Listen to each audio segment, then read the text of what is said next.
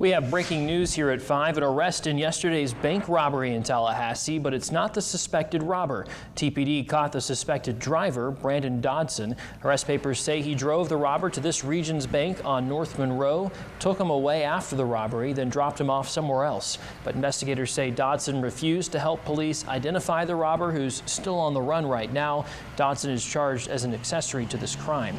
Dodson's arrest report also lays out what happened inside the bank during the robbery. It says the robber gave a handwritten note to a teller that demanded money.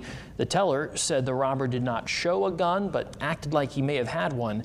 The teller said he handed over about $3,200, then the robber left.